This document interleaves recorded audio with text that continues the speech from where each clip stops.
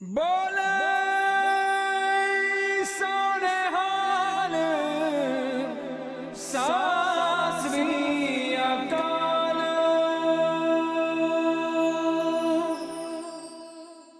ਸਤਿ ਸ਼੍ਰੀ ਅਕਾਲ। ਮੈਂ ਇਸਪਾਲ ਜਾਲੀ। ਅਕਾਲ ਚੈਨਲ ਹਮੇਸ਼ਾ ਕੋਸ਼ਿਸ਼ ਕਰਦੇ ਆ ਕਿ ਕੁਛ ਨਾ ਕੁਛ ਨਵੇਂ ਤੋਂ ਨਵਾਂ ਲੈ ਕੇ ਆਈਏ। ਦੋ ਤੁਸੀਂ ਮੇਰੇ ਪਿੱਛੇ ਬੈਕਡ੍ਰੌਪਸ ਦੇਖਦੇ ਹੋ, ਕੋਵਿਡ-19 ਲਿਖਿਆ ਹੈ ਤਾਂ ਪੁਰਾਣੀ ਗੱਲ, ਪਿਛਲੇ ਮਾਰਚ ਤੋਂ ਜਦੋਂ ਲਾਕਡਾਊਨ ਸ਼ੁਰੂ ਹੋਇਆ ਉਦੋਂ ਦੀ ਹੋਈ ਹੈ। ਅੱਜ ਮੇਰੇ ਪਾਸ ਕੋਈ ਬਹੁਤ ਸਪੈਸ਼ਲ ਗੈਸਟ ਹੈਗੇ ਨੇ ਜੋ ਕਿ ਕਾਉਂਸਲਿੰਗ ਵਗੈਰਾ ਅਤੇ ਫਿਜ਼ੀਓਥੈਰੇਪੀ ਕਰਦੇ ਨੇ, ਸਪੈਸ਼ਲੀ ਇੱਦਾਂ ਦੇ ਟਰੋਮਾ ਦੇ ਵਿੱਚ। ਮਾਰਚ ਤੋਂ ਲੈ ਕੇ ਹੁਣ ਤੱਕ ਲਾਕਡਾਊਨ ਹੋਇਆ, ਲੋਕਾਂ ਨੇ ਬੜਾ ਸਫਰ ਕੀਤਾ। ਅਕਾਲ ਚੈਨਲ ਹਮੇਸ਼ਾ ਕੋਸ਼ਿਸ਼ ਕਰਦੇ ਕਿ ਅਸੀਂ ਪਹਿਲਾਂ ਦੇਖ ਕੇ ਦੁਨੀਆ 'ਚ ਕੀ ਹੋਣਾ, ਕੀ ਹੋ ਸਕਦਾ ਸੀ, ਉੱਦਾਂ ਦੇ ਗੈਸਟ ਲੈ ਕੇ ਆਉਂਦੇ ਹਾਂ, ਪ੍ਰੋਫੈਸ਼ਨਲਸ ਜੋ ਕਿ ਤੁਹਾਨੂੰ ਆਪਣੀ ਐਕਸਪੀਰੀਅੰਸ ਦੀ ਲਾਈਫ ਦੀ ਤੁਹਾਨੂੰ ਨਾਲ ਸ਼ੇਅਰ ਕਰਦੇ ਨੇ। ਤਾਂ ਮੈਂ ਹਮੇਸ਼ਾ ਚਾਹਾਂਗਾ ਕਿ ਤੁਸੀਂ ਪਲੀਜ਼ ਅਕਾਲ ਚੈਨਲ ਵਾਚ ਕਰੋ। ਔਰ ਤੁਹਾਨੂੰ ਪਤਾ ਜਦੋਂ ਵੀ ਮੇਰੇ ਗੈਸਟ ਹੁੰਦੇ ਬੜੇ ਇੰਟੈਲੈਕਚੁਅਲ ਗੈਸਟ ਹੁੰਦੇ ਨੇ, ਕੋਈ ਐਜੂਕੇਸ਼ਨਲ ਕੋਈ ਇਨਫੋਰਮੇਟਿਵ ਸ਼ੋ ਹੁੰਦਾ ਹਮੇਸ਼ਾ। ਇਹ ਸ਼ੋ ਅੱਜ ਪਹਿਲਾ ਸ਼ੋ ਹੈਗਾ। ਅਸੀਂ ਬਹੁਤਾ ਇਹਦੇ ਬਾਰੇ ਗੱਲਬਾਤ ਨਹੀਂ ਕੀਤੀ, ਲੇਕਿਨ ਇਹ ਫੋਰਟਨਾਈਟਲੀ ਹੋਇਆ ਕਰੇਗਾ। ਬਹੁਤ ਇੰਟਰਸਟਿੰਗ ਆਪਣੇ ਜਿਹੜੇ ਮੇਰੇ ਗੈਸਟ ਹੈ ਮੈਂ ਹੁਣੀ ਉਹਨਾਂ ਨੂੰ ਇੰਟਰੋਡਿਊਸ ਕਰਦਾ। ਅੱਜ ਦਾ ਮੁੱਦਾ ਹੈਗਾ, ਜਦੋਂ ਤੁਸੀਂ ਕਹਿੰਦੇ ਹੋ ਅੱਜ ਕੱਲ੍ਹ ਦੇ ਚਰਚੇ ਕਾਹਦੇ ਕੋਵਿਡ ਦੇ। ਜਦੋਂ ਵੀ ਤੁਸੀਂ ਦੇਖੋ ਦਾ ਓਨਲੀ ਟੌਪਿਕ ਘਰਾਂ ਦੇ ਵਿੱਚ ਹੁਣ ਹੁੰਦਾ, ਤੁਸੀਂ ਕਿਤੇ ਵੀ ਬੈਠ ਜਾਓ, ਡਿਨਰ ਟੇਬਲ 'ਤੇ ਬੈਠ ਜਾਓ, ਉਹ ਵੀ ਤਾਂ ਗਿਆ ਡਿਨਰ ਟੇਬਲ ਬੈਠਣਾ, ਕਿਉਂਕਿ ਤੁਸੀਂ ਇਕੱਲੇ ਹੋ ਅਤੇ ਇਕੱਲੇ ਨੇ ਬੈਠ ਕੇ ਕੀ ਖਾਣਾ ਅਤੇ ਆਪਣਾ ਗੁਜ਼ਾਰਾ ਹੀ ਕਰਦੇ ਹੋ। ਚਲੋ ਮੈਂ ਟਾਈਮ ਨਹੀਂ ਜ਼ਾਇਆ ਕਰਦਾ। ਮੇਰੇ ਸਪੈਸ਼ਲ ਗੈਸਟ ਜੋ ਇਸ ਟੌਪਿਕ 'ਤੇ ਅਸੀਂ ਗੱਲ ਕਰਾਂਗੇ, ਸਰਦਾਰ ਗੁਰਪ੍ਰੀਤ ਸਿੰਘ ਜੀ, ਉਹਨਾਂ ਦਾ ਅਸੀਂ ਸਵਾਗਤ ਕਰਦੇ ਹਾਂ। ਪਰ ਸ਼ੋ ਅੱਗੇ ਲੈ ਕੇ ਜਾਂਦੇ ਹਾਂ।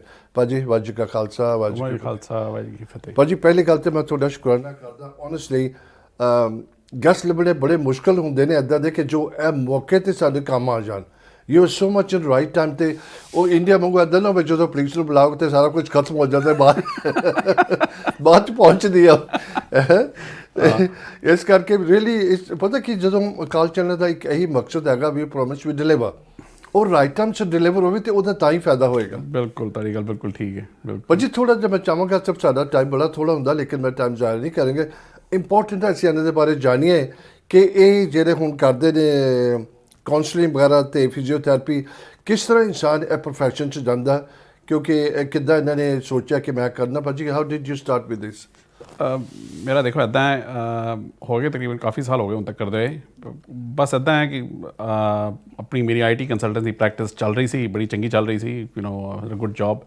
ਬਟ ਉਹ ਪਰਸਨਲ ਗਰੋਥ ਥੋੜ੍ਹੀ ਚਾਹੀਦਾ ਸੀ ਕਿ ਥੋੜ੍ਹਾ ਮੈਂ ਆਪਣੇ ਆਪ ਨੂੰ ਜਾਣਾ, ਥੋੜ੍ਹਾ ਆਪਣੇ ਆਪ ਨੂੰ ਸਮਝਾਂ, ਅਤੇ ਕੁਛ ਆਪਣੀ ਲਾਈਫ ਦੀਆਂ ਪ੍ਰੋਬਲਮ ਸੀਗੀਆਂ ਜਿਹੜੀਆਂ ਸੋਲਵ ਕਰਨੀਆਂ ਸੀ। ਸੋ ਇਸ ਕਰਕੇ ਮੈਂ ਕਾਉਂਸਲਿੰਗ ਸ਼ੁਰੂ ਕੀਤੀ ਅਤੇ ਪਹਿਲੇ ਆਪਣੀ ਕੀਤੀ, ਫਿਰ ਥੋੜ੍ਹੀ ਪੜ੍ਹਾਈ ਕਰਦੇ ਗਏ। ਉਹ ਇੱਕ ਦਿਨ ਸਰਟੀਫਿਕੇਟ ਆ ਗਿਆ ਹੱਥ 'ਤੇ, ਅਤੇ ਮੈਂ ਕਿਹਾ ਕੀ ਕਰੀਏ, ਅਤੇ ਮੈਂ ਕਿਹਾ ਚਲੋ ਪ੍ਰੈਕਟਿਸ ਖੋਲ੍ਹ ਲੈਂਦੇ, ਦੇਖਦੇ ਕੀ ਹੋਏਗਾ। ਅਤੇ ਭਾਜੀ ਮੇਰਾ ਮਕਸਦ ਇਹੀ ਸੀ ਪੁੱਛਣ ਦਾ, ਕਿਉਂਕਿ ਜਦੋਂ ਵੀ ਇਨਸਾਨ ਕੋਈ ਕੰਮ ਸ਼ੁਰੂ ਕਰਦਾ ਨਾ, ਉਹਦਾ ਕੋਈ ਰੀਜ਼ਨ ਹੁੰਦਾ, ਆਲਵੇਜ਼ ਸਮਥਿੰਗ ਪਰਸਨਲ ਹੁੰਦਾ। ਫਿਰ ਉਹ ਕਹਿੰਦਾ ਕਿ ਯਾਰ ਮੈਨੂੰ ਤਕਲੀਫ ਸੀਗੀ, I didn't know where to go, ਅਤੇ ਮੈਂ ਪਬਲਿਕ ਦੀ ਸੇਵਾ ਕਰ ਰਹਾ ਹਾਂ। ਯੈਸ, ਤੁਹਾਡੀ ਗੱਲ ਬਿਲਕੁਲ ਠੀਕ ਹੈ। ਇਹ ਬੜੀਆਂ ਗੱਲਾਂ ਹਮੇਸ਼ਾ ਪਰਸਨਲ ਗਰੋਥ ਤੋਂ ਚਾਲੂ ਹੁੰਦੀਆਂ। ਪਹਿਲੇ ਬੰਦਾ ਆਪਣੀ ਸਿਚੁਏਸ਼ਨ ਲੱਭਦਾ ਕਿ ਕਹਿੰਦਾ ਆਪਣੇ ਆਪ ਨੂੰ ਸਮਝ ਲਈਏ, ਫਿਰ ਉਸ ਤੋਂ ਬਾਅਦ ਕਿਸੇ ਹੋਰ, ਜਿਹੜਾ ਬੰਦਾ ਆਪਣੇ ਆਪ ਨੂੰ ਨਹੀਂ ਸਮਝ ਸਕਦਾ, ਜਿਹੜੀ ਆਪਣੀ ਹੈਲਪ ਨਹੀਂ ਕਰ ਸਕਦਾ, ਉਹ ਕਿਸੇ ਹੋਰ ਦੀ ਹੈਲਪ ਕੀ ਕਰੇਗਾ। ਭਾਜੀ ਬਹੁਤ ਇੰਪੋਰਟੈਂਟ ਗੱਲ ਹੈ। ਮੇਰਾ ਅੱਜ ਦਾ ਜਿਹੜਾ ਟੌਪਿਕ ਹੈ ਤੁਹਾਨੂੰ ਪਤਾ ਇਸ ਕੋਵਿਡ 'ਤੇ ਬੜੀ ਦਫਾ ਕਵਰ ਕਰਦੇ ਆ, ਬੜਾ ਫੇਵਰੇਟ ਇਨ ਅ ਸੈਂਸ ਕਿ ਇੰਨੀ ਕਿ ਮੈਂ ਕੋਵਿਡ ਨੂੰ ਲਾਈਕ ਕਰਦਾ, ਪਰ ਕਿਉਂਕਿ ਮੁਸੀਬਤ ਸਾਡੇ ਸਿਰ 'ਤੇ ਹੈ, ਵੀ ਨੀਡ ਟੂ ਨੋ ਕਿ ਇਹਨੂੰ ਡੀਲ ਕਿੱਦਾਂ ਕਰਨੀ ਹੈ। ਉਹ ਅੱਜ ਅਸੀਂ ਇਹਨਾਂ ਨਾਲ ਗੱਲ ਕਰਾਂਗੇ, ਆਪਣੇ ਸਰਦਾਰ ਗੁਰਪ੍ਰੀਤ ਦੇ ਨਾਲ। ਉਮੀਦ ਰੱਖਦਾ ਕਿ ਤੁਸੀਂ ਕਿਸੇ ਨਵੇਂ ਵੀ ਸੁਣ ਰਹੇ ਹੋ, ਤੁਸੀਂ ਪਲੀਜ਼ ਇਹਦੇ 'ਤੇ ਇੰਟਰਸਟ ਲਵੋ। ਕਈ ਦਫਾ ਕਿਸੇ ਨੇ ਇੱਕ ਗੱਲ ਕਹੀ ਨਾ, ਉਹ ਬੰਦੇ ਦੇ ਦਿਮਾਗ ਚਲੀ ਜਾਂਦੀ, ਤੁਹਾਡੀ ਜ਼ਿੰਦਗੀ ਬਦਲ ਸਕਦੇ, ਚੇਂਜਿਸ ਯੂਰ ਲਾਈਫ।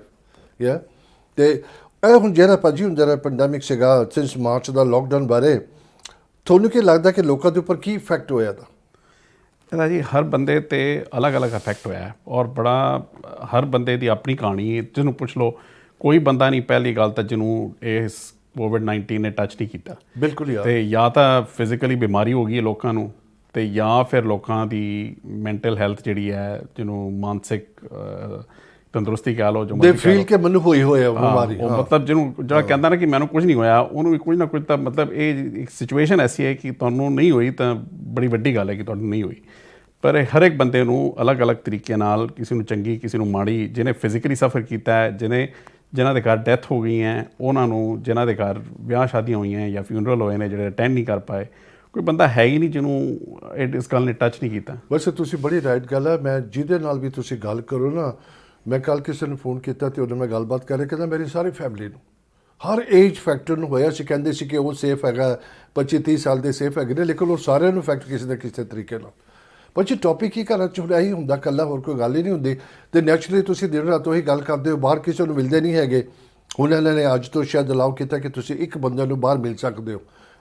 ਸਾਡੇ ਤਾਂ ਤੁਹਾਨੂੰ ਪਤਾ ਆਪਣੀ ਕਮਿਊਨਿਟੀ ਦੀ ਗੱਲ ਕਰੀਏ, ਘਰ ਦੇ 100 ਬੰਦੇ ਹੋ ਜਾਂਦੇ ਨੇ। ਬਿਲਕੁਲ ਠੀਕ ਗੱਲ ਹੈ ਜੀ, ਛੋਟਾ ਛੋਟਾ ਫੰਕਸ਼ਨ ਕਰੋ ਤਾਂ ਵੀ 100-150 ਬੰਦਾ ਤਾਂ ਕਿਤੇ ਨਹੀਂ ਗਿਆ ਤੁਹਾਡਾ। ਇਹ ਬੜਾ ਮੁਸ਼ਕਿਲ ਹੈ।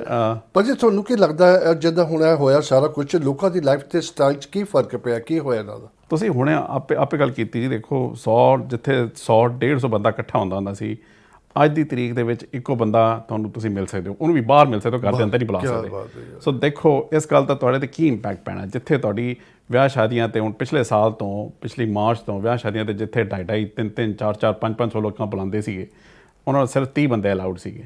ਤਾਂ ਹੁਣ ਉਹਦਾ ਤੁਸੀਂ ਸੋਚੋ, ਤੁਸੀਂ ਕੋਈ ਗੁਜ਼ਰ ਗਿਆ, ਤੁਸੀਂ ਉਹਦੇ ਗੁਜ਼ਰਨ 'ਤੇ ਨਹੀਂ ਜਾ ਸਕਦੇ, ਕਿਸੇ ਦਾ ਅਫਸੋਸ ਨਹੀਂ ਵੰਡ ਸਕਦੇ, ਕਿਸੇ ਦੀ ਖੁਸ਼ੀ ਨਹੀਂ ਵੰਡ ਸਕਦੇ।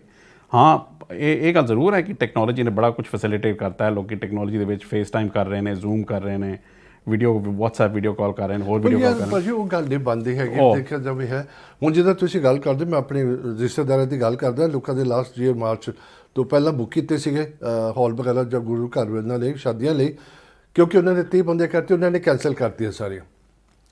ਅੱਛਾ, ਹੁਣ ਇਹ ਸਾਲ ਵੀ ਤਾਂ ਕੁਝ ਕੰਮ ਖਰਾਬ ਹੀ ਹੈ, ਜੂਨ ਜੁਲਾਈ ਤੋਂ ਜਾ ਕੇ ਕੁਝ ਪਤਾ ਹੋਏਗਾ। ਅਤੇ ਉਦੋਂ ਤੁਹਾਨੂੰ ਲੱਗਦਾ ਕਿ ਇਹ ਜਦੋਂ ਭਾਜੀ ਮੈਂ ਜਰਾ ਬਾਅਦ 'ਚ ਪੁੱਛਣਾ ਸੀਗਾ, ਹੁਣ ਹੀ ਪੁੱਛ ਲੈਣਾ ਸਵਾਲ, ਕਿਉਂਕਿ ਗੱਲਾਂ 'ਚ ਆ ਗਿਆ ਕਿ you think people going to go mad. ਹੁਣ ਤੁਸੀਂ 1000 ਲਿਆ ਸਕਦੇ ਹੋ ਅਤੇ ਲੋਕ ਨਿਕਲਣਾ ਸ਼ੁਰੂ ਹੋਣਗੇ ਇੱਦਾਂ?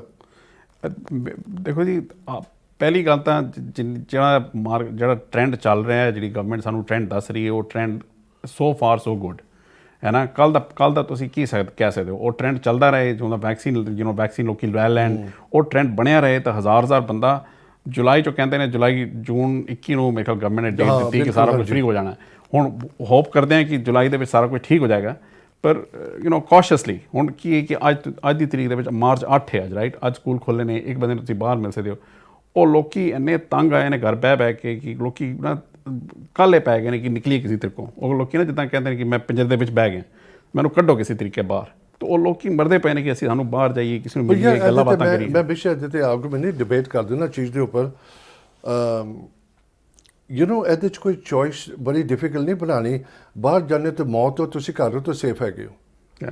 ਬੇਸ਼ੱਕ ਤੁਸੀਂ ਡਿਪਰੈਸ ਹੁੰਦੇ, ਬੇਸ਼ੱਕ ਤੁਹਾਨੂੰ ਲੋਨਲੀਨੈਸ ਹੈਗੀ ਹੈ, ਇਹ ਬਿਮਾਰੀ ਤੁਸੀਂ ਬਾਰੀਆਂ ਦਰਵਾਜ਼ੇ ਖੋਲ੍ਹ ਕੇ ਸੌਂ, ਤੁਹਾਡੇ ਅੰਦਰ ਨਹੀਂ ਆ ਸਕਦੇ ਜਦ ਤੱਕ ਤੁਸੀਂ ਬਾਹਰੋਂ ਨਹੀਂ ਲੈ ਕੇ ਆਉਂਦੇ। ਬਾਹਰੋਂ ਹੋਰ ਵੀ ਤਰੀਕੇ ਨੇ, ਪਤਾ ਕਈ ਲੋਕਾਂ ਦੀ ਕਹਾਣੀਆਂ ਸੁਣੀਆਂ ਹੈ ਕਿ ਲੋਕਾਂ ਨੂੰ ਮਿਲ ਜਾਂਦੀ ਆ ਜਾਂਦੀ ਕਿਧਰੋਂ ਨਾ ਕਿਧਰੋਂ ਕੋਵਿਡ, ਪਰ ਜਿੱਦਾਂ ਗਰੋਸਰੀ ਆਈ ਹੈ ਘਰ 'ਚ, ਉਹਨੂੰ ਪੂੰਝਣਾ, ਸਾਫ਼ ਕਰਨਾ, ਤਾਂ ਸਾਹਮਣੀ ਆਪਣੀ ਸਫਾਈ ਮੇਨਟੇਨ ਕਰਨੀ, ਉਹ ਜੈਲ ਲਗਾਉਂਦੇ ਰਹੋ। ਮਤਲਬ ਇਹ ਕਈ ਹੈਬਿਟਸ ਨੇ ਜਿਹੜੀਆਂ ਤੁਸੀਂ ਮੇਨਟੇਨ ਕਰਦੇ ਰਹੋ ਤਾਂ ਬੜਾ ਚੰਗਾ ਰਹਿੰਦਾ। ਪਰ ਤੁਹਾਡੀ ਗੱਲ ਬਿਲਕੁਲ ਠੀਕ ਹੈ, ਪਰ ਅਗਰ ਬਾਰੀਆਂ ਖੁੱਲ੍ਹੀਆਂ ਨੇ, ਆਪਣੇ ਘਰ ਦੇ ਵਿੱਚ ਬੈਠੇ ਹੋ ਤਾਂ ਸੇਫ ਹੋ, ਬਾਹਰ ਜਾਓਗੇ ਤਾਂ ਹੋ ਸਕਦਾ ਕਿਧਰੋਂ ਮਿਲ ਜਾਏ ਤੁਹਾਨੂੰ। ਸੋ ਇਹ ਬਿਲਕੁਲ ਜ਼ਰੂਰੀ ਗੱਲ ਹੈ ਕਿ ਘਰ ਸੇਫ ਬੈਠੋ। ਬੜੀ ਵੱਡੀ ਗੱਲ ਹੈ ਜੋ ਤੁਸੀਂ ਗੱਲ ਕਰਦੇ। ਮੇਰਾ ਨੈਕਸਟ ਕੁਐਸਚਨ ਉਹਦੇ ਨਾਲ ਲਿੰਕ ਹੀ ਹੋ ਜਾਂਦਾ ਹੈਗਾ ਬਿਲਕੁਲ ਇੱਕ ਤਰ੍ਹਾਂ। ਦੇਖੋ ਕੋਈ ਪਲਾਨ ਨਹੀਂ ਹੁੰਦਾ, ਲੇਕਿਨ ਅਸੀਂ ਗੱਲਾਂ ਬਾਤਾਂ ਕਰਦੇ ਹਾਂ। ਇਟਸ ਚੈਟ ਸ਼ੋ ਬਿਮਾਰੀ ਬਾਰੇ ਕਿ ਕੀ ਹੋ ਰਿਹਾ, ਕਿੱਦਾਂ ਹੋ ਰਿਹਾ, ਪਲੀਜ਼ ਸੁਣੋ ਉਹਦੇ 'ਤੇ। ਇਹਦੇ ਉੱਪਰ ਸੁਸਾਇਟੀ ਦੇ ਉੱਪਰ ਕਿੰਨਾ ਬੁਰਾ ਅਸਰ ਹੋਇਆ, ਤੁਹਾਨੂੰ ਕੀ ਲੱਗਦਾ ਕਿ ਕਿੱਦਾਂ ਫੀਲ ਕਰ ਰਹੇ ਸਾਰੇ? ਮੇਰੀ ਤਾਂ ਜੀ ਜਿੰਨੇ ਲੋਕਾਂ ਨਾਲ ਗੱਲ ਹੁੰਦੀ ਹੈ, ਮੇਰੇ ਖਿਆਲ ਤੁਸੀਂ ਆਪਣੇ ਐਕਸਪੀਰੀਅੰਸ ਤੋਂ ਜਾਣਦੇ ਹੋ, ਜਿਹੜੇ ਦਰਸ਼ਕ ਸੁਣ ਰਹੇ ਨੇ ਉਹ ਵੀ ਇਹੀ ਗੱਲ ਸਮਝਦੇ ਹੋਣੇ ਕਿ ਜਿਹਦੇ ਨਾਲ ਗੱਲ ਕਰ ਰਹੇ ਹੋ ਉਹ ਫੈਡਾ ਪਾਉਣ ਦੀ ਗੱਲ ਕਰਦਾ ਹੈ। ਉਹ ਕਹਿੰਦਾ ਕਿ ਮੇਰੇ ਕੋਲ ਨਾ ਬਈ ਹੁਣ ਜਿਹੜੇ ਸਟੈਟਿਸਟਿਕਸ ਨੇ, ਜਿਹੜੇ ਉਹਦੇ ਸਟੈਟਿਸਟਿਕਸ ਤੋਂ ਸਾਨੂੰ ਪਤਾ ਚੱਲਦਾ ਹੈ ਕਿ ਜਿਹੜੇ ਖਾਸ ਕਰ ਜਨਾਨੀਆਂ 'ਤੇ ਬੱਚਿਆਂ 'ਤੇ ਯੰਗ ਪੀਪਲ 'ਤੇ ਕਾਫੀ ਅਸਰ ਪਿਆ ਇਹਦਾ। ਅਤੇ ਜਿਹੜੇ ਘਰ ਦੇ ਝਗੜੇ ਨੇ, ਡੋਮੈਸਟਿਕ ਅਬਿਊਜ਼ ਇਸ਼ੂਜ਼ ਜਿੱਦਾਂ ਕਹਿੰਦੇ ਹੁੰਦੇ ਅਸੀਂ, ਉਹਨਾਂ ਦੀ ਕਾਲਸ ਚਲੀਆਂ ਗਈਆਂ। ਹੁਣ ਗਵਰਨਮੈਂਟ ਨੇ ਵੀ, ਮੈਂ ਕੋਈ ਪੜ੍ਹ ਰਿਹਾ ਸੀ ਆਰਟੀਕਲ, ਉਹਨਾਂ ਨੇ 10 ਮਿਲੀਅਨ ਦੀ ਫੰਡਿੰਗ ਦਿੱਤੀ ਹੈ ਇਹ ਚੈਰਿਟੀਜ਼ ਨੂੰ ਕਿ ਤੁਸੀਂ ਆਪਣੇ ਮਤਲਬ ਡੋਮੈਸਟਿਕ ਅਬਿਊਜ਼ ਇਸ਼ੂਜ਼ ਨਾਲ ਡੀਲ ਕਰੋ। ਜਿਹੜੀ ਲੇਟੈਸਟ ਫਿਗਰ ਅਸੀਂ ਪੜ੍ਹੀ ਹੈ, 4 ਬੰਦਿਆਂ 'ਚੋਂ 1 ਬੰਦਾ, ਨਹੀਂ ਤਾਂ 3 ਬੰਦਿਆਂ 'ਚੋਂ 1 ਬੰਦਾ ਇਹਨੂੰ ਮੈਂਟਲ ਹੈਲਥ ਦਾ ਇਫੈਕਟ ਪਿਆ। ਜਾਂ ਫਿਜ਼ੀਕਲੀ ਦਾ ਹੋਰ ਸਟੈਟਿਸਟਿਕਸ ਹੋਣੇ, ਮੈਂਟਲ ਹੈਲਥ ਦੀ ਮੈਂ ਗੱਲ ਕਰਨਾ ਜਿਹੜਾ ਮੇਰਾ ਕੰਮ ਹੈ। ਮੈਂਟਲ ਹੈਲਥ ਦੇ ਵਿੱਚ 1 in 4 ਜਾਂ 1 in 3, ਮਤਲਬ 3 ਬੰਦੇ। ਤੁਸੀਂ ਸੋਚੋ ਕਿ ਘਰ 'ਚ 4 ਬੰਦੇ ਰਹਿੰਦੇ ਨੇ, ਤਾਂ ਬੜੀਆਂ ਫੈਮਲੀਜ਼ ਨੇ ਜਿਹਦੇ ਵਿੱਚ 4 ਬੰਦੇ ਹੁੰਦੇ ਨੇ ਘਰ ਦੇ ਵਿੱਚ, 4 ਬੰਦਿਆਂ 'ਚੋਂ 1 ਬੰਦੇ ਨੂੰ ਮੈਂਟਲ ਇਫੈਕਟ ਪਿਆ। ਮਤਲਬ ਉਹ ਜਿਹੜਾ 1 ਬੰਦੇ ਨੂੰ ਪੈਂਦਾ, ਫਿਰ ਹੋਰਾਂ ਨੂੰ ਵੀ ਤਾਂ ਪੈਂਦਾ ਨਾ। ਹੁਣ ਤੁਸੀਂ ਘਰ ਦੇ ਵਿੱਚੋਂ ਸਾਰੇ, ਅੱਛਾ ਫਿਰ ਜਿਹੜੀ ਯੰਗ ਫੈਮਲੀਜ਼ ਨੇ ਸਾਰੀਆਂ ਘਰ ਕੰਮ ਕਰ ਰਹੀਆਂ ਨੇ, ਰਾਈਟ, 2 ਬੰਦੇ ਕੰਮ ਕਰ ਰਹੇ ਨੇ, ਬੱਚੇ ਘਰ ਨੇ, ਉਹਨਾਂ ਨੂੰ ਮੈਨੇਜ। ਹੁਣ ਤਾਂ ਚਲੋ ਅੱਜ ਬੱਚੇ ਵਾਪਸ ਚਲੇ ਗਏ ਨੇ ਸਕੂਲ, ਪਰ ਬੱਚੇ ਜਿਹੜੇ ਘਰ ਸੀਗੇ ਉਹਨਾਂ ਨੂੰ ਮੇਨਟੇਨ ਕਰਨਾ, ਆਪਣੀ ਲਾਈਫ ਕਾਇਮ ਕਰਨੀ, ਆਪਣਾ ਕੰਮ ਕਰਨਾ, ਫਿਰ ਘਰ ਦਾ ਕੰਮ ਕਿੰਨਾ ਇਕੱਠਾ ਹੋ ਜਾਂਦਾ, ਸੋ ਘਰ ਦਾ ਕੰਮ ਜ਼ਿਆਦਾ ਹੋ ਜਾਂਦਾ, ਆਉਣਾ ਜਾਣਾ ਕਿਧਰੇ ਨਹੀਂ ਹੈ, ਬਾਹਰ ਕਿਤੇ ਕੋਈ ਤੁਹਾਨੂੰ ਬ੍ਰੇਕ ਨਹੀਂ ਹੈ। ਮਤਲਬ ਅਸੀਂ ਕੀ ਕਰਨਾ, ਸਾਨੂੰ ਬ੍ਰੇਕ ਚਾਹੀਦੀ ਹੁੰਦੀ, ਅਤੇ ਬ੍ਰੇਕ ਹੈ ਹੀ ਨਹੀਂ, ਕਿਸੇ ਕੋਲ ਬ੍ਰੇਕ ਨਹੀਂ ਮਿਲ ਰਹੀ ਕਿਸੇ ਨੂੰ। ਮਤਲਬ ਸਾਰਾ ਉਹ ਕਹਿੰਦੇ ਨੇ ਲੋਕ ਇੰਗਲਿਸ਼ ਕਦੀ ਕਦੀ ਗਰਾਊਂਡ ਹੌਗ ਡੇ ਕਹਿੰਦੇ ਨੇ ਕਿ ਉਹੀ ਉਹ ਦਿਨ ਦੁਬਾਰਾ ਬੰਦਾ ਜੀ ਜਾਂਦਾ, ਉਹੀ ਉਹ ਦੁਬਾਰਾ ਸਵੇਰੇ 9 ਵੱਜ ਜਾਂਦੇ ਨੇ, ਉਹੀ ਉਹ ਦਿਨ ਦੁਬਾਰਾ ਸ਼ੁਰੂ ਹੋ ਜਾਂਦਾ ਹੈ, ਰਾਤੀ 9 ਵਜੇ ਨੇ ਉਹੀ ਉਹ ਦਿਨ ਖਤਮ ਹੋ ਜਾਂਦਾ, ਫਿਰ ਦੁਬਾਰਾ ਅਗਲੇ ਦਿਨ ਉਹੀ ਉਹ ਦਿਨ। So when does the day and, ਉਹ ਫਿਰ ਜਿਹੜੀ ਰੈਪੀਟੇਸ਼ਨ ਹੈ ਨਾ, ਉਹਦੇ ਨਾਲ ਬੰਦੇ 'ਤੇ ਜਿਹੜੇ ਮੈਂਟਲ ਹੈਲਥ ਹੈ ਉਹਦੇ 'ਤੇ ਕਾਫੀ ਇਫੈਕਟ ਪੈਂਦਾ ਹੈ। ਸੋ ਇੱਕ ਹੁੰਦਾ ਅਸੀਂ ਨਾ ਜ਼ਿੰਦਗੀ ਜੀ ਰਹੇ ਸੀ ਆਪਣੀ, ਜੀਂਦੇ ਗਏ, ਹੁਣ ਦਰਸ਼ਕ ਦੇ ਘਰ ਬੈਠੇ ਨੇ ਉਹ ਵੀ ਜਾਣਦੇ ਹੋਣੇ ਨੇ, ਅਸੀਂ ਆਪਣੀ ਜ਼ਿੰਦਗੀ ਅਸੀਂ ਕਦੀ ਸੋਚਿਆ ਹੀ ਨਹੀਂ ਕਿ ਗੁਆਂਢੀ ਨੂੰ ਮਿਲਣਾ ਕਿ ਨਹੀਂ ਮਿਲਣਾ, ਯਾਰਾਂ ਦੋਸਤਾਂ ਨੂੰ ਮਿਲਣਾ ਕਿ ਨਹੀਂ ਮਿਲਣਾ, ਕਦੀ ਸੋਚਿਆ ਹੀ ਨਹੀਂ। ਉਹ ਕਿਸੇ ਨਾਲ ਟਾਈਮ ਅਰੇਂਜ ਕੀਤਾ, ਪਹੁੰਚ ਗਏ, ਗੁਰਦੁਆਰੇ ਮਿਲ ਲਿਆ, ਮਾਰਕੀਟ 'ਚ ਮਿਲ ਲਿਆ, ਰੈਸਟੋਰੈਂਟ 'ਤੇ ਮਿਲ ਲਿਆ, ਕਦੀ ਸੋਚਿਆ ਹੀ ਨਹੀਂ। ਪਰ ਯਾਰ ਇਹਦਾ ਇਫੈਕਟ ਤਾਂ ਹੋਏਗਾ ਨਾ, ਹੋਏਗਾ ਹੀ ਹੋਏਗਾ। ਮੈਂ ਥੋੜ੍ਹਾ ਜਿਹਾ ਦੱਸ ਦੇਵਾਂ, ਜਿੱਦਾਂ ਮੈਂ ਤੁਹਾਨੂੰ ਦੱਸਿਆ ਫੋਰਟਨਾਈਟਲੀ ਸ਼ੋਅ ਹੋਇਆ ਕਰੇਗਾ। ਅੱਜ ਜਿਹੜਾ ਟੌਪਿਕ ਹੈਗਾ ਕੋਵਿਡ-19 ਦਾ, ਇਹ ਹਰ ਤਰੀਕੇ ਨਾਲ ਇਸ ਨੂੰ ਕਵਰ ਕਰਾਂਗੇ, ਲੇਕਿਨ ਉਸ ਤੋਂ ਬਾਅਦ ਵੀਕਾਂ ਦੇ ਵਿੱਚ ਅਸੀਂ ਮੈਂਟਲ ਹੈਲਥ ਨੂੰ ਪੂਰਾ ਸ਼ੋਅ ਚਾਹੀਦਾ, ਇੱਦਾਂ ਦੇ ਇਸ਼ੂ ਲੈ ਕੇ ਅਸੀਂ ਡਿਫਰੈਂਟ ਗੱਲ ਕਰਾਂਗੇ। ਫਿਰ ਜਿਹੜੀ ਡੋਮੈਸਟਿਕ ਅਬਿਊਜ਼ ਹੈਗੀ ਉਹਨੂੰ ਵੀ ਪੂਰਾ ਸ਼ੋਅ ਚਾਹੀਦਾ। ਅਸੀਂ ਇੱਕ ਸਬਜੈਕਟ ਲੈ ਕੇ ਇੱਕ ਵੀਕ ਉਹਦਾ ਫੋਰਟਨਾਈਟਲੀ ਕਰਾਂਗੇ।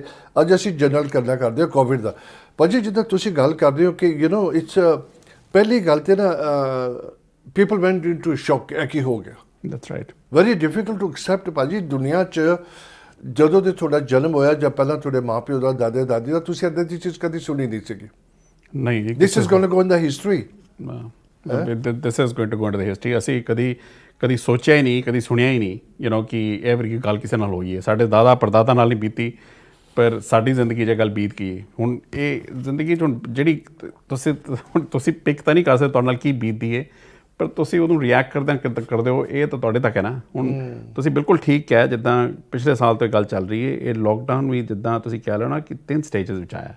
ਪਹਿਲਾ ਜਿਹੜਾ ਲੋਕਡਾਊਨ ਸੀ ਉਹ ਸ਼ੌਕ 'ਚ ਸੀਗਾ ਕਿ ਅੱਛਾ ਇਹ ਬੀਤ ਗਿਆ ਸਾਡੇ ਨਾਲ, ਹੁਣ ਤਾਂ ਕੀ ਕਰੀਏ। ਕਈ ਬੰਦਿਆਂ ਨੇ ਤਾਂ ਬੜਾ ਇੰਜੋਏ ਕੀਤਾ, ਬਈ ਚਲੋ ਸਾਨੂੰ ਥੋੜੀ ਬ੍ਰੇਕ ਮਿਲ ਗਈ, ਘਰ ਬੈਠੇ ਅਸੀਂ ਆਰਾਮ ਇੰਜੋਏ ਕੀਤਾ, ਐਕਸੈਪਟ ਕੀਤਾ ਉਹਨਾਂ ਨੇ। ਹਾਂ, ਐਕਸੈਪਟ ਕੀਤਾ। ਉਹ ਥੋੜਾ ਨਾ ਈਜ਼ੀ ਸੀਗਾ, ਥੋੜਾ ਪ੍ਰੋਬਲਮ ਉਸ ਵੇਲੇ ਵੀ ਸੀਗੀ। ਬਟ ਉਹ ਪਤਾ ਕੀ ਗੱਲ ਸੀਗੀ, ਮੇਰੇ ਦਿਮਾਗ 'ਚ ਲੱਗਾ ਲੋਕਾਂ ਨੂੰ ਸੀਗਾ ਕਿ ਮਹੀਨਾ 1.5 ਮਹੀਨੇ ਦੀ ਗੱਲ ਹੈਗੀ ਹੈ, ਛੁੱਟੀਆਂ ਮਿਲ ਗਈਆਂ ਸਾਨੂੰ ਤੇ ਅਸੀਂ ਵਾਪਸ ਉੱਦਾਂ ਹੀ ਜਾਵਾਂਗੇ, ਹੰਗਾਮਾ ਕਰਾਂਗੇ। ਬਿਲਕੁਲ।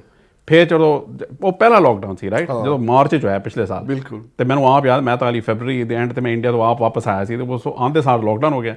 ਅਤੇ ਉਹ ਜਦੋਂ ਫਿਰ ਦੂਜਾ ਲੋਕਡਾਊਨ ਹੋਇਆ, ਉਹ ਫਿਰ ਬੰਦਾ ਸੋਚਦਾ ਹੈ ਕਿ ਕੀ ਚੱਲ ਰਿਹਾ। ਉਹ ਜਿਹੜਾ ਫਿਰ ਸਮਰ ਆ ਗਈ ਨਾ ਵਿਚਕਾਰ, ਸਮਰ ਦੇ ਵਿੱਚ ਥੋੜ੍ਹਾ, ਨਾਲੇ ਤੁਹਾਨੂੰ ਯਾਦ ਹੋਣਾ ਅਪ੍ਰੈਲ ਦੇ ਵਿੱਚ ਧੁੱਪ ਬੜੀ ਚੜੀ ਹੋਈ ਸੀ, ਮੌਸਮ ਬੜਾ ਚੰਗਾ ਸੀ, ਰਹਿੰਦੇ ਸੀ, ਬਾਰਬੀਕਿਊ ਕਰ ਲੈਣਾ ਘਰ ਦੇ ਵਿੱਚ। ਬਿਲਕੁਲ। ਉਹ ਬੰਦੇ ਨੇ ਥੋੜਾ ਇਸ ਕਰਕੇ ਥੋੜਾ ਲਾਈਟ ਰਿਹਾ ਕੰਮ।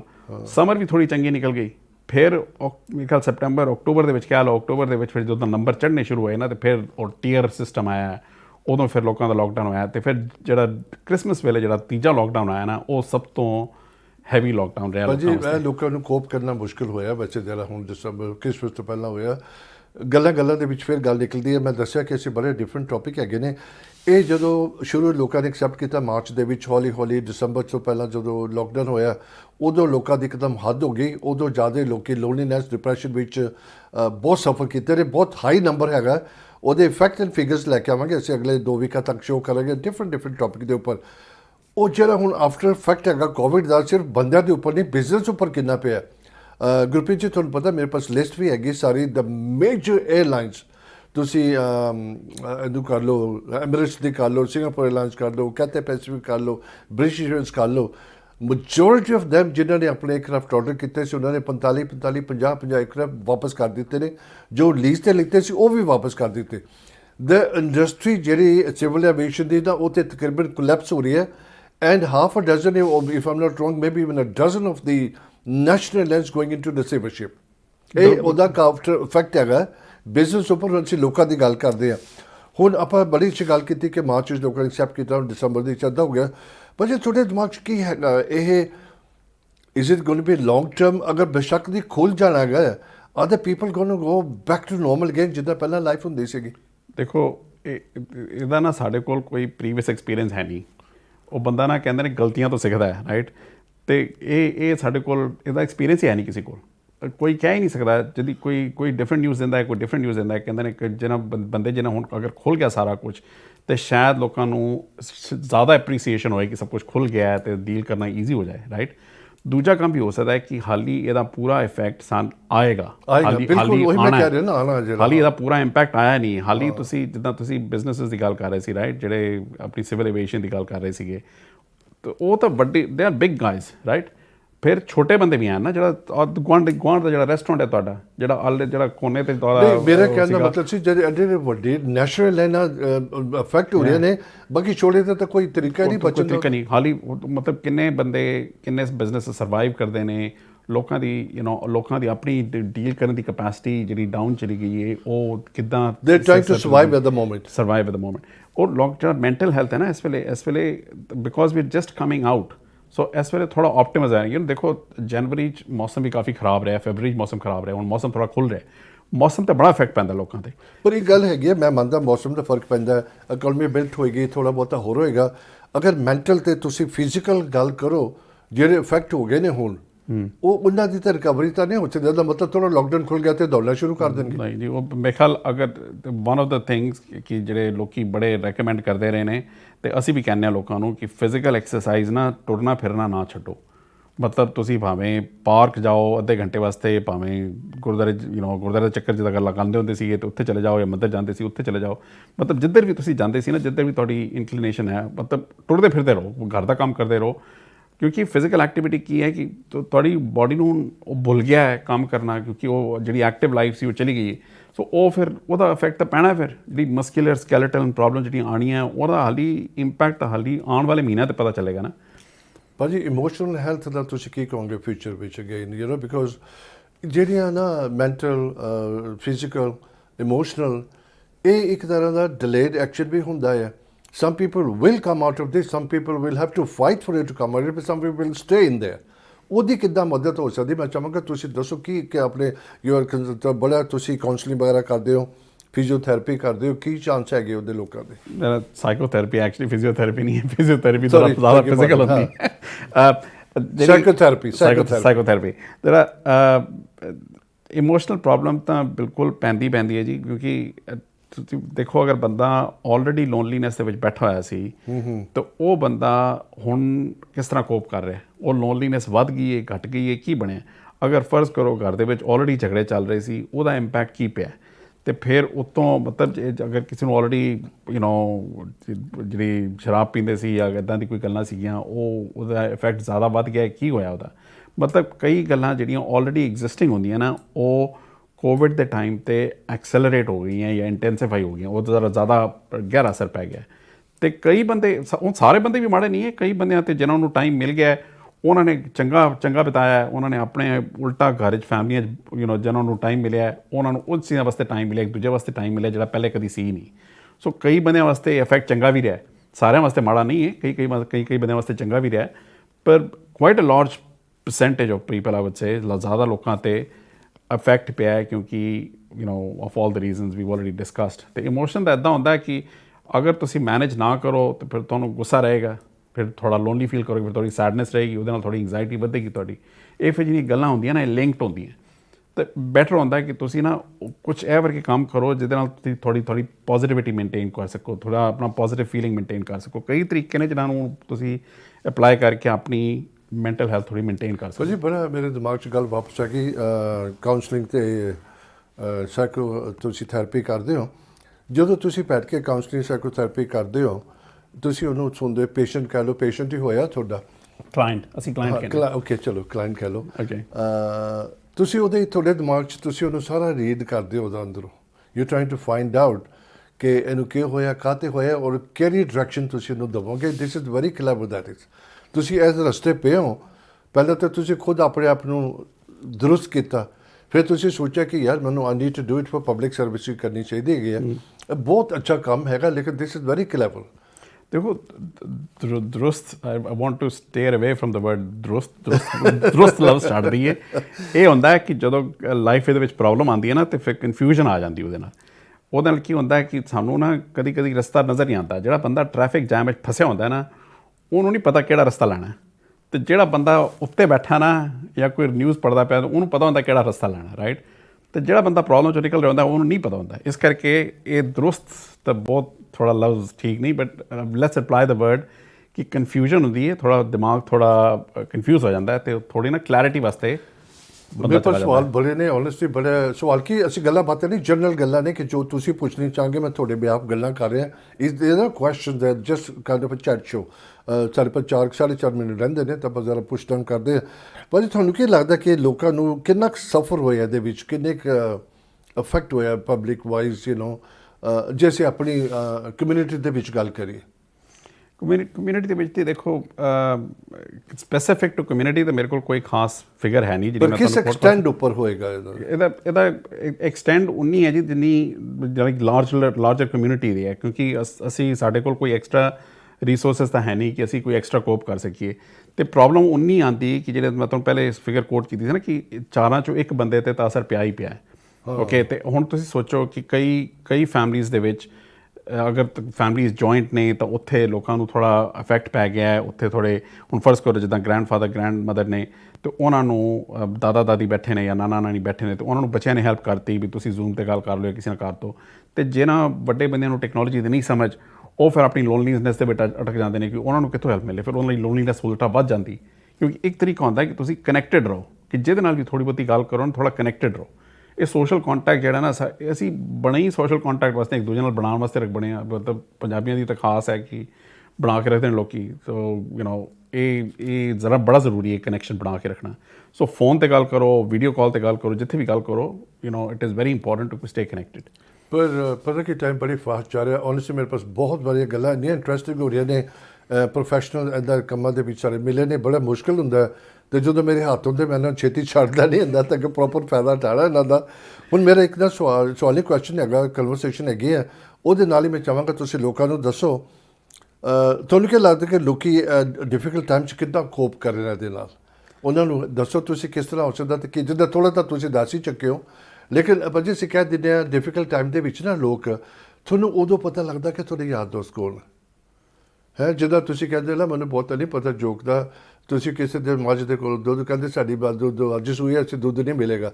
ਉਹ ਜਿੱਦਣ ਤੁਹਾਨੂੰ ਦੁੱਧ ਲੋੜ ਹੈ ਉਦੋਂ ਹੀ ਮੱਝ ਨੂੰ ਪ੍ਰੋਬਲਮ ਹੋ ਗਈ ਹੈ ਹੁਣ ਲੋਕਾਂ ਨੂੰ ਡਿਫਿਕਲਟ ਟਾਈਮ ਹੈ ਲੇਕਿਨ ਡਿਫਿਕਲਟ ਟਾਈਮਸ ਲੋਕ ਇੱਕ ਦੂਜੇ ਨੂੰ ਰਿੰਗ ਨਹੀਂ ਕਰਦੇ ਯਾਰ ਮੈਂ ਦੇਖਿਆ ਨਹੀਂ ਕਰਦੇ ਉਹ ਆਪਣੀ ਲੋਨਲੀਨੈਸ ਦੇ ਵਿੱਚ ਆਪਣੇ ਡਿਪਰੈਸ਼ਨ 'ਚ ਰਹਿੰਦੇ ਨੇ ਸ਼ਾਇਦ ਉਹਨਾਂ 'ਚ ਬਿਟਰਨੈਸ ਹੋ ਜਾਂਦੀ ਕਿ ਮੈਨੂੰ ਨਹੀਂ ਕੋਈ ਪੁੱਛਦਾ ਮੈਂ ਕਿਸੇ ਨੂੰ ਕਿਉਂ ਪੁੱਛਾਂ ਮੈਂ ਚਾਹਾਂਗਾ ਤੁਸੀਂ ਕੈਮਰੇ ਵੱਲ ਦੇਖ ਕੇ ਥੋੜ੍ਹੀ ਐਡਵਾਈਸ ਦੇਵੋ ਕਿ ਪਲੀਜ਼ ਗੈਟ ਅਪ ਕਾਲ ਕਰੋ ਇੱਕ ਦੂਜੇ ਨੂੰ ਜੋ ਵੀ ਤੁਸੀਂ ਆਪਣੀ ਐਡਵਾਈਸ ਦੇਣੀ ਹੈ ਤੁਸੀਂ ਦੱਸੋ ਆਪਣਾ you got all the time ਦੇਖੋ ਇੱਦਾਂ ਹੁੰਦਾ ਹੈ ਕਿ ਮੈਂ ਜਿੱਦਾਂ ਪਹਿਲੇ ਗੱਲ ਕਰ ਰਿਹਾ ਸੀ ਨਾ ਕਿ ਲੋਕੀ ਆਟੋ ਪਾਇਲਟ 'ਤੇ ਕੰਮ ਕਰਦੇ ਹੁੰਦੇ ਨੇ ਬਈ ਦਿਨ ਸ਼ੁਰੂ ਹੁੰਦਾ ਹੈ ਦਿਨ ਖਤਮ ਹੁੰਦਾ ਹੈ ਅਸੀਂ ਸਾਰੇ ਕੰਮ ਆਟੋ ਪਾਇਲਟ 'ਤੇ ਕਰਨੇ ਆ ਅਤੇ ਆਟੋ ਪਾਇਲਟ 'ਤੇ ਅਸੀਂ ਉੱਠਦੇ ਹਾਂ ਲੋਕਾਂ ਯਾਰਾਂ ਦੋਸਤਾਂ ਨੂੰ ਮਿਲਦੇ ਹਾਂ ਅਤੇ ਇਹ ਵਰਗਾ ਜਿਹੜਾ ਕੋਵਿਡ ਦਾ ਟਾਈਮ ਆ ਗਿਆ ਉਹਦੇ ਵਿੱਚ ਟਾਈਮ ਔਖਾ ਥੋੜ੍ਹਾ ਕਿ ਇਹਨੂੰ ਸਵੇਰੇ ਉੱਠ ਕੇ ਆਪਣਾ ਮੈਂਟਲੀ ਯਾਦ ਕਰਨਾ ਕਿ ਮੈਂ ਵਾਕ ਵਾਸਤੇ ਜਾਣਾ ਹੈ ਅਤੇ ਉਹਦੇ ਵਿੱਚ ਥੋੜ੍ਹੀ ਆ ਜਾਂਦੀ ਪ੍ਰੋਬਲਮ ਕਿ ਅਸੀਂ ਜਾਈਏ ਕਿ ਨਾ ਜਾਈਏ ਉਹ ਹਮੇਸ਼ਾ ਹਰ ਇੱਕ ਬੰਦੇ ਨੂੰ ਆਉਂਦਾ ਤੁਸੀਂ ਕਹੋ ਕਿ ਕਿਸੇ ਨੂੰ ਨਹੀਂ ਆਉਂਦਾ ਸਾਰਿਆਂ ਨੂੰ ਆਉਂਦਾ ਮੈਂ ਆਪ ਕਦੀ ਕਦੀ ਉੱਠ ਕੇ ਮੈਂ ਸੋਚਦਾ ਕਿ ਅੱਜ ਮੈਂ ਪਾਰਕ ਜਾਵਾਂ ਕਿ ਨਾ ਜਾਵਾਂ